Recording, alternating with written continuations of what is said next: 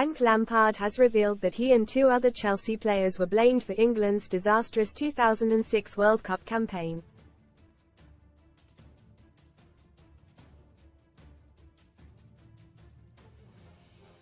The Three Lions topped the group with wins over Paraguay and Trinidad and Tobago and a draw with Sweden.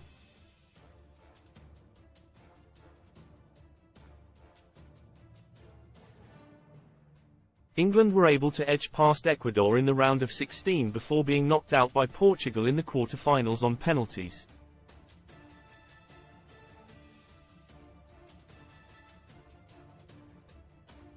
In that game, Wayne Rooney was infamously sent off for stamping on Ricardo Carvalho.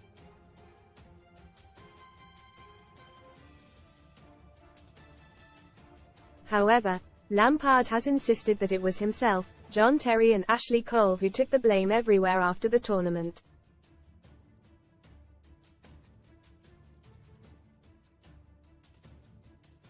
He told the Stick to Football podcast, "We must take responsibility, that is the test of international football, to be able to go and be adaptable and understand."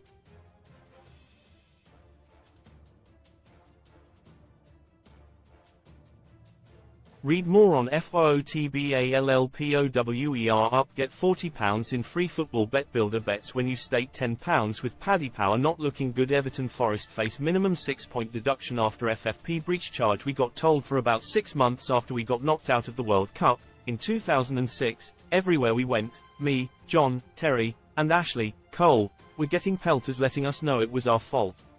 Lampard, 45, went on to suggest that the England team at the time played too rigid and that it failed to get the best out of the players.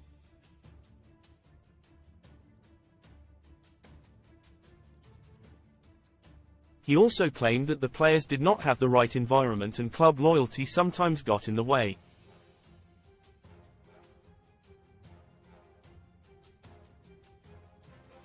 Gary Neville agreed with the former Chelsea star as he admitted that they disappointed ex-England manager Sven-Göran Eriksson.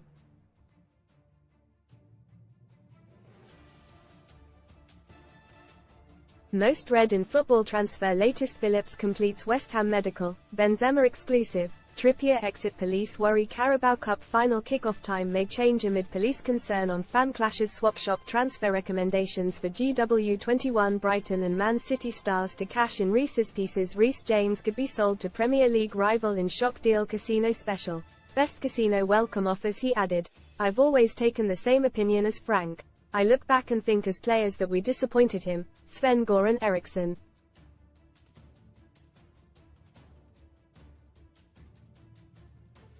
We fell below our standards and other countries had great players. When I look at how we played under Terry, Venables, in Euro 96 or under Glenn Hoddle, we were rigid for about 8 years and compact in defence.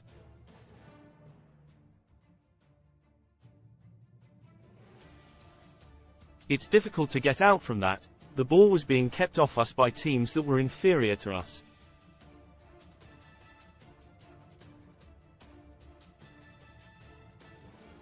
You wonder whether it would have been different if we'd have gone for a more progressive system.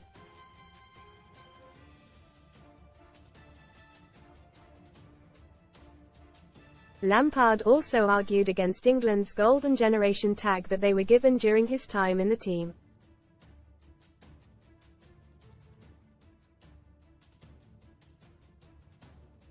The side boasted talent such as Paul Scholes, Steven Gerrard, Rooney, Michael Owen, Sol Campbell, Joe Cole, Rio Ferdinand and many other stars.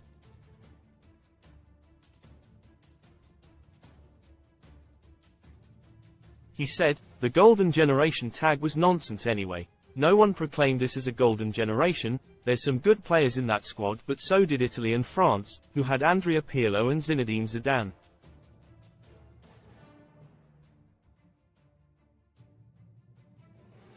International football is always a challenge to win, and that's an old story now.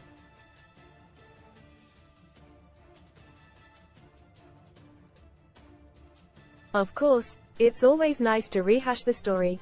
I don't want to cry too much here, because every manager has a tough run.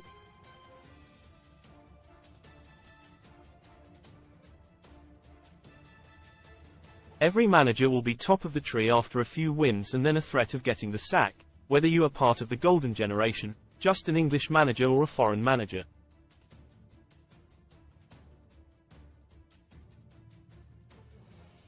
Read more SUN stories. Baby B married at first sight stars announce they're having their first child. Douai major pizza chain abruptly closes 8 restaurants with immediate effect. I would say probably in the recent period, there's not really been a young British manager that has come and been a standard bearer for it.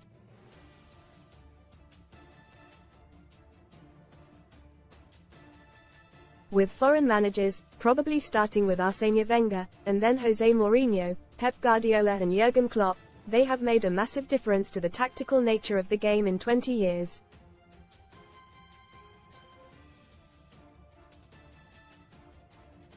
Not an English manager in that list.